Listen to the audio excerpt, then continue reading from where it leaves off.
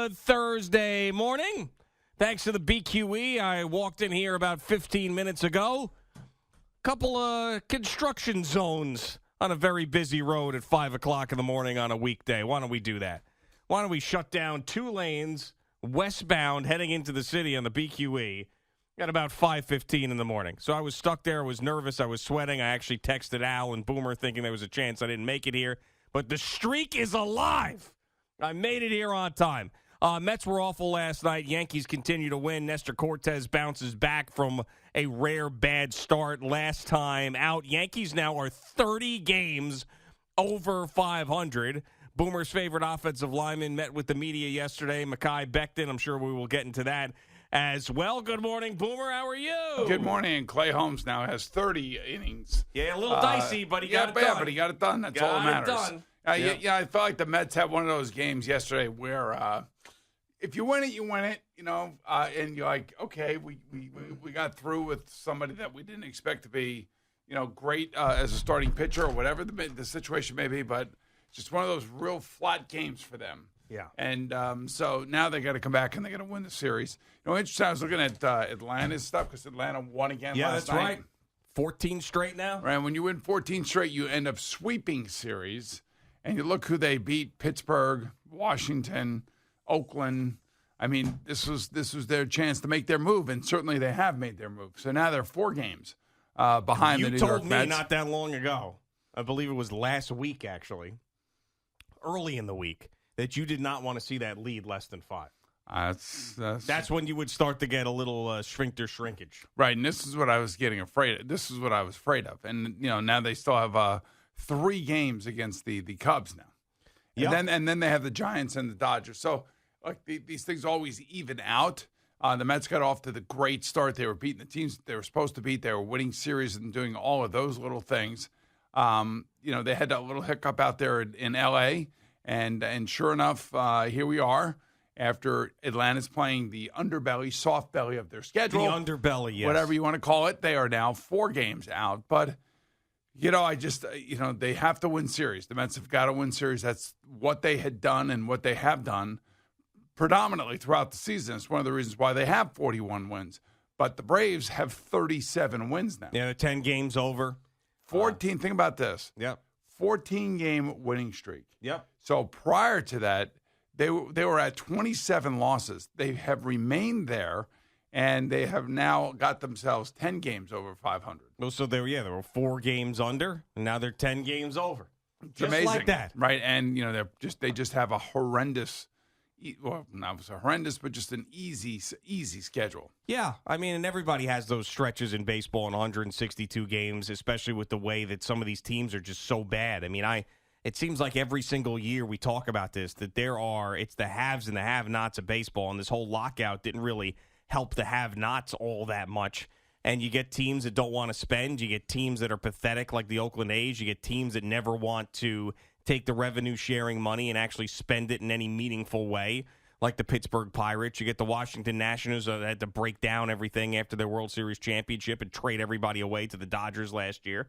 And you get these miserable baseball teams that the good teams feast on. And you get the 3 or 4 of them in a row on your schedule. This is what you get. Well, since losing 2 out of 3 to Arizona back on June 1st, they beat Arizona, and that was the only game that they had won in that series at Arizona. Then they swept Colorado, swept Oakland, swept Pittsburgh, swept Washington, and now are at the Cubs. Yep. So that may be one of the easiest, or I would say easiest, but maybe one of the worst grouping of teams all in a row for the Atlanta Braves. Yeah, and I'm still not all that concerned because I still think with the adversity the Mets have faced with the injuries and all the issues that they have had, and they've still been able to keep themselves with the best record in the National League. I mean, I'm still not that concerned. I mean, even if the Braves came up and were a couple of games behind, I just feel like the Mets are going to win this division, and they're definitely going to make the playoffs. Now, you're dealing with a defending World Series champion, and you always talk about the DNA of a champion, and they definitely have it. Even with losing Albies for an extended period of time with the broken foot. But, I don't know. I'm confident in the group, and you know who's coming back. And now I don't have the biggest feeling of positivity around Jacob deGrom's return because every time he returns, he ends up getting hurt again. But Scherzer's going to be back, and if deGrom comes back and he is dominant again, then all of a sudden you got the best rotation in baseball, just like that. Right, and now you're also, when you start looking at what the Mets are looking at in terms of their schedule, I mean, you have obviously Milwaukee, and then it comes, it's Miami for 4. They're pesky. You always know that. Pesky. At Houston, Miami again, so they'll have 7 out of their next 9 games are going to be against Miami. When you think about that, and 4 out of their next 11 games are against the Houston Astros after they're done with Milwaukee. Yeah, no, absolutely.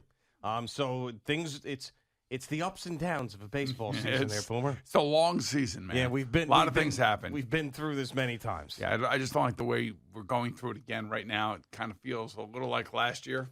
No, what are you talking about? I mean, no, I'm saying from the Brave standpoint. Oh, from the Brave standpoint. This is where they took off last year. No, it is, but the Mets simultaneously were losing a ton of games. Well, we also think that it has a lot to do with Buck Showalter keeping the team focused and keeping them going. So, say whatever you want. You have to win today's game. You have to. You just have to.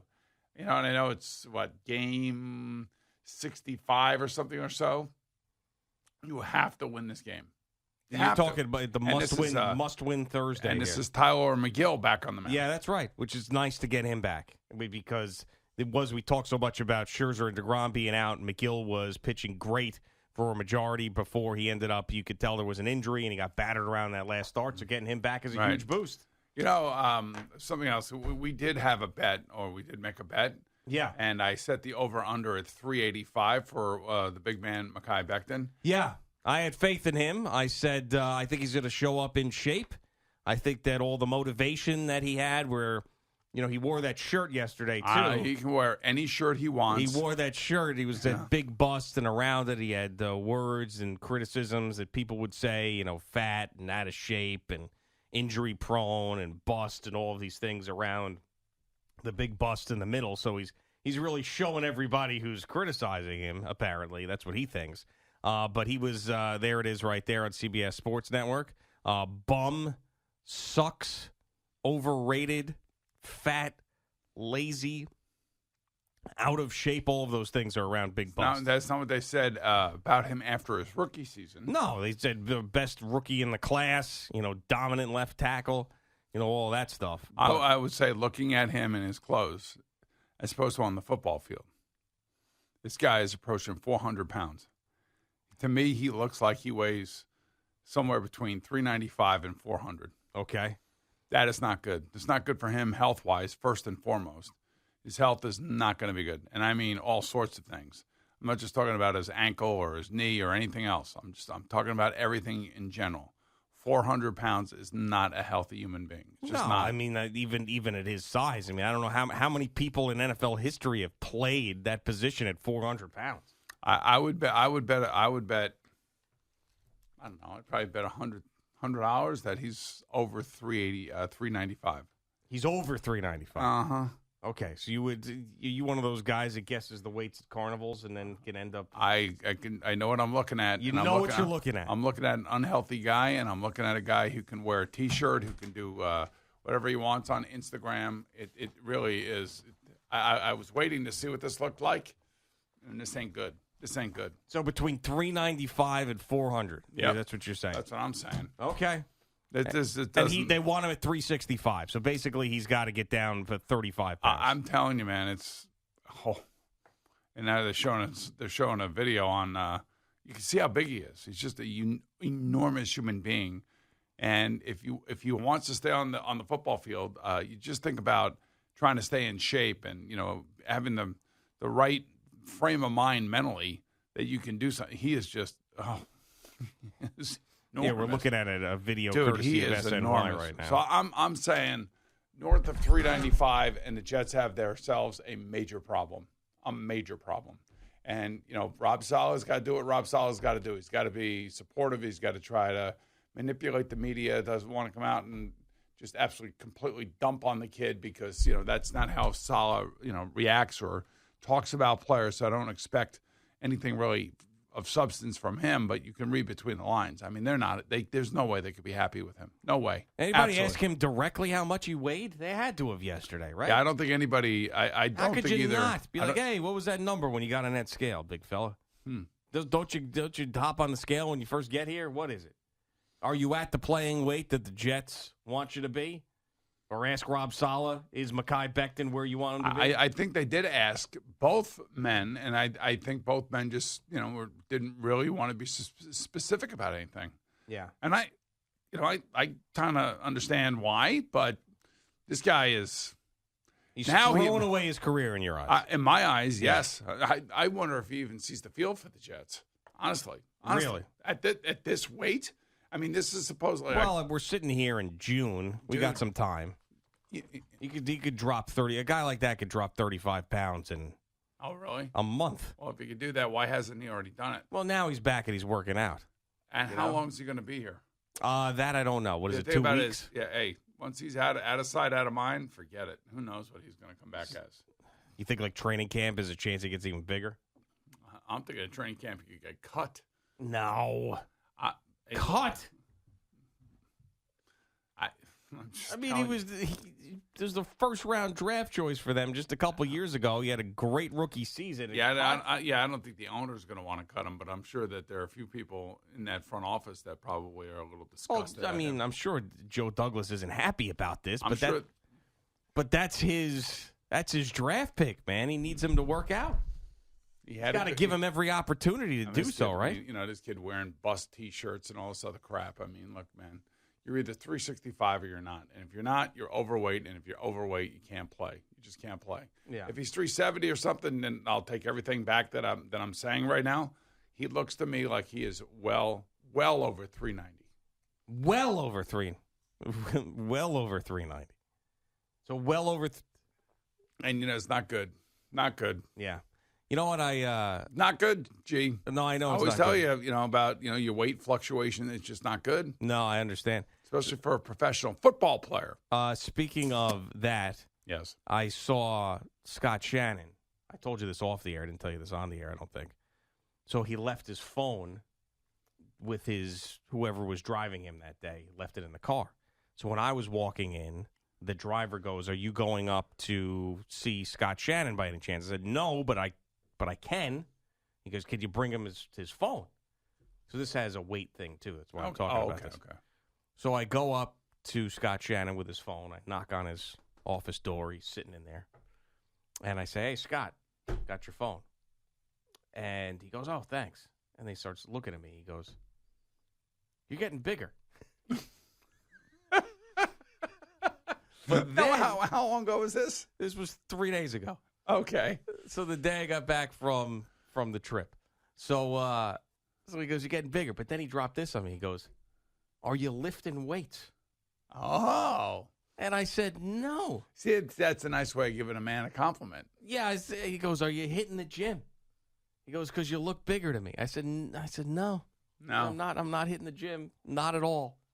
But you're hitting the buffet table. You're hitting the buffet table. You're hitting. No, I'm not a buffet guy, but a restaurant guy for sure. Sure, yeah, yes. Restaurant guy for sure. Yeah, but I came back from like a long weekend of eating and drinking, and then he's like, "Yeah, you're getting bigger. You look like you hit the gym. You look like you lifted weights." Yeah, that's nice.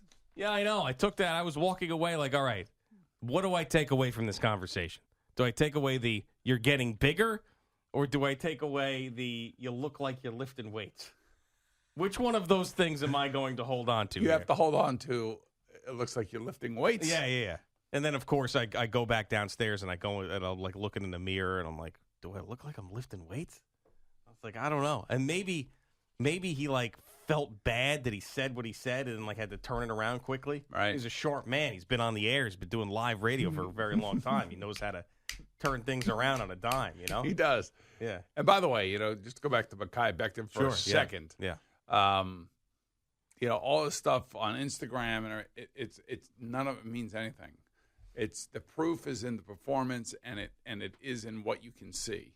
And what we really now see is a guy who has not done what he's supposed to be doing. We got to be able to get that number somehow. I don't know if I can get the number, but I think we can get that number. I don't need the number. I I see. don't. Yeah, I need the number. I can see what he looks like, We man. talk about this guy so much. I mean, I need the number. He is such an integral part of what they're trying to do. Who's their offensive line coach? Do we know that guy? He's got to know the number. Of course, he knows We're that. familiar They all with know that guy? that. Joe Douglas knows the number. Joe Douglas knows the number. I'm telling you. They All all right, know can we it. get to? But we probably can't get to Joe Douglas. John Benton is their offensive line coach. Let's see if I know a mutual friend of that guy. A friend of a friend of a friend. Well, yeah, see if he coached anywhere that we know people. Yeah, somebody where you have the 6 degrees of Kevin Bacon, that kind the of thing. 6 degrees of John Benton. Yes. And find out. There's somebody in his life that you know, I guarantee, or at least me. I know. Yeah. I mean, he's been with the Rams, the Texans, the Dolphins, the Jaguars, the 49ers, and now the Jets. All right, we'll get that number by the end of the show. I don't know if I can get the number, but I don't need any number. I could. You could see it. I could see it. I couldn't tell on the pictures or in the pictures yesterday when he was on the field next to Carl Lawson. I couldn't tell there, but watching him yesterday at that press conference, Yeah. I You just knew.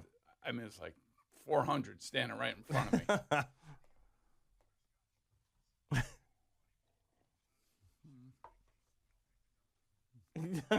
You like the fluffernutter? The Fluffernutter. Boomer and Gio on the Fan and CBS Sports Network. Biggs has been eating lots of fluffernutters. Fluffernutters. Oh, God. All right. Jerry's going to join us in a couple of minutes.